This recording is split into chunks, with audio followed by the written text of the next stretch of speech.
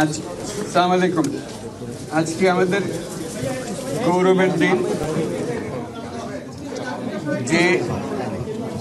যে বিপ্লবের মাধ্যমে বাংলাদেশ আজকে নতুন বিজয় দিবস সৃষ্টি করলো, সেটাকে সামনে রেখে এবং আরো মজবুত করে আমাদেরকে সামনে এগিয়ে যেতে হবে। যারা এটা সম্ভব করেছে, যে তরুণ সমাজ, তাদের প্রতি আমি আবার সমস্ত প্রশংসা এবং কৃতজ্ঞতা জানাচ্ছি তাদেরকে। তারা আমার পাশে আছে। এরা এই দেশকে রক্ষা করেছে, এ দেশকে নতুনভাবে পুনর্জন্ম দিয়েছে এবং এই পুনর্জন্মে যে বাংলাদেশ পেলাম, সে বাংলাদেশ যেন অত্যন্ত দ্রুত গতিতে এগিয়ে চলতে পারে, সেটাই হলো আমাদের শপথ। সেটা আমরা রক্ষা করতে চাই, এগিয়ে যেতে চাই। আজকে আবু সাঈদের কথা মনে পড়ছে আমাদের, যে আবু সাঈদের ছবি বাংলাদেশের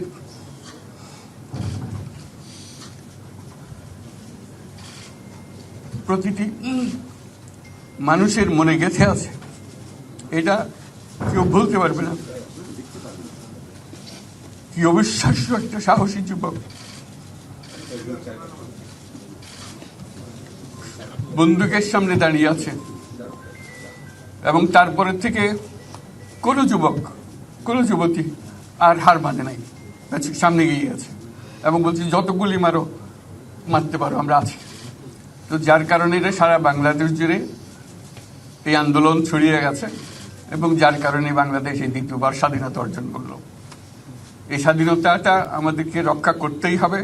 শুধু রক্ষা করা নয়, এই স্বাধীনতার সুফল প্রতিটি মানুষের ঘরে পৌঁছাতে হবে। তা না হলে এই স্বাধীনতার কোনো দাম নেই।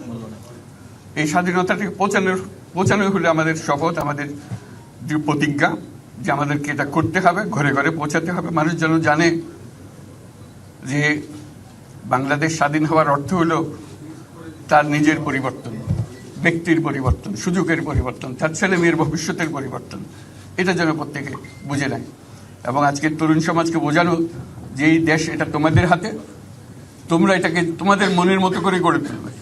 তোমরা যেভাবে স্বাধীন করতে পেরেছ, তোমরা এটাকে তোমাদের মনের মতো করে গড়তেও পারবে এবং তোমাদের দেখে সারা দুনিয়া শিখবে কিভাবে একটা দেশ, একটা তরুণ সমাজ গ্রহণ করতে পারে এবং তাকে পাল্টে ফেলতে পারে। তাদেরকে আমি বারে বারে এমনি উপদেশ দিই যে পুরনোদের বাদ দাও, তাদের এই পুরনো চিন্তা দিয়ে এটার মুক্তি আমাদের হবে না করি। সারা দুনিয়ার মধ্যে এটা হবে না। এটা শুধু বাংলাদেশের কথা না, সারা দুনিয়াকে জুড়ে কথা বলছি। তোমাদের মধ্যে যে শক্তি আছে, যে ক্রিয়েটিভিটি আছে, সৃজনশীলতা আছে, সেই সৃজনশীলতাকেও কাজে লাগাতে হবে। এটা শুধু বই খাতাতে লেখার জিনিস না, এটাকে প্রকাশ করার জিনিস, স্থাপন করার জিনিস, সেটা করা। এটা আমরা এই আজকে আমাদের পুরো কাজটা হলো, দায়িত্বটা হলো, তারা যেটা অর্জন করে নিয়ে এসছে এখন তাদেরকে দিয়ে এটাকে করিয়ে দেওয়া, আমাদের সমস্ত কাঠামোগুলো পরিষ্কার করে দেওয়া। সরকার বলে একটা জিনিস আছে, কিন্তু মানুষের কোনো আস্থা নেই। মানুষ মনে করে সরকার একটা দমন পীড়নের একটা যন্ত্র, যেখানে পায়, যেখানে সুযোগ পায় তার একটা কষ্ট দেওয়া, তার থেকে নিংড়ে দেওয়া, যে সকল স্তরে। এটা হলো তার থেকে কেমনভাবে সামাল দিতে হবে তাকে, একটা ভয়ের একটা জিনিস, তাকে সামাল দিয়ে চলা। এটা হলো সরকার। এটা সরকার হতে পারে না। সরকারকে দেখে মানুষের বুক ফুলে উঠবে যে আমাকে সাহায্য করবে, আমাকে রক্ষা করবে, আমার সরকার আমার জন্য দাঁড়াবে। সরকার তার জন্য দাঁড়ায় না কোনো সময়। যে সরকার হবে, সেই সরকার মানুষকে রক্ষা করবে, মানুষের আস্থাভাজন হবে। কেউ জোর করে তাকে বলার ভালো হচ্ছে এটা না। সে নিজে নিজে বিশ্বাস করবে, সরকারি লোক দেখলে বলবে আমার লোক, আমাকে রক্ষা করার লোক।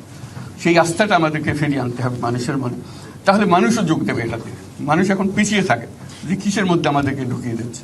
আমরা যেন জানতে পারি যে এইটা আমরা সবাই মিলে আমরা অগ্রসর হতে পারি। একটা বড়, সারা বাংলাদেশ একটা বড় পরিবার। এই পরিবার আমরা একসঙ্গে চলতে চাই এবং আমাদের মধ্যে দ্বিধা দ্বন্দ্ব যা কিছু সরিয়ে ফেলতে চাই। যারা বিপথে গেছে তাদেরকে পথে আনতে চাই, যাতে করে একসঙ্গে আমরা কাজ করতে পারি। এর মধ্যে আমরা শুনলাম, আসার পথে শুনে আসছি যে এখানে আইন শৃঙ্খলার ব্যাঘাত হচ্ছে, মানুষকে আক্রমণ করছে, ঘরবাড়ি জ্বালিয়ে দিচ্ছে, সম্পদ জ্বালিয়ে নষ্ট করছে, চুরি করছে, দিয়ে যাচ্ছে, অফিস আদালতে আক্রমণ করছে, সংখ্যালঘুদের উপর আক্রমণ করছে, হিন্দু, বৌদ্ধ, খ্রিস্টান, আহমদিয়া সবার উপর আক্রমণ করছে। এগুলো হলো ষড়যন্ত্রের অংশ। এগুলো আমাদের বিষয় না। আমাদের কাজ হলো এটাকে রক্ষা করা, সবাইকে রক্ষা করা, এটাকে প্রতিটি মানুষ আমাদের ভাই, আমাদের বোন, তাদেরকে রক্ষা করা এবং আমাদের একটা শৃঙ্খলা ফিরিয়ে আসা।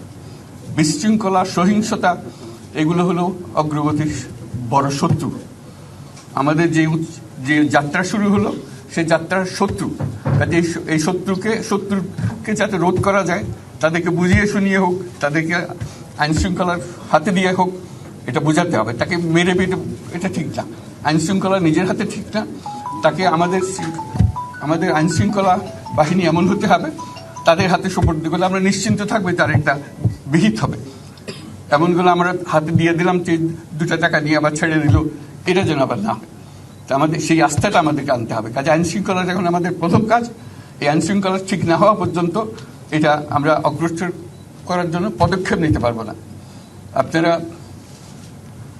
আমার উপরে আস্থা রেখে আমাকে জানিয়েছে, ছাত্ররা আমাকে আহ্বান দিয়েছে, সেটাতে আমি সাড়া দিয়েছি। দেশবাসীর কাছে আমার আবেদন, আপনারা যদি আমার উপরে বিশ্বাস রাখেন, আমার উপরে ভরসা রাখেন, তাহলে নিশ্চিত করেন যে দেশে কোনো জায়গায় কারো উপরে হামলা হবে না। এটা আমাদের প্রথম দায়িত্ব। এটা যদি আমি করতে না পারি, এটা আমার কথা যদি না শোনেন আপনারা, তাহলে আমার প্রয়োজন এখানে নাই। আমাকে বিদায় দেন, আমি আমার কাজে থাকি, সেখানে আমি ব্যস্ত থাকি। যদি আমাকে প্রয়োজন মনে করেন, তাহলে আমাকে প্রয়োজন মনে করলে আপনাদেরকে দেখাতে হবে যে আমার কথা আপনারা শোনেন।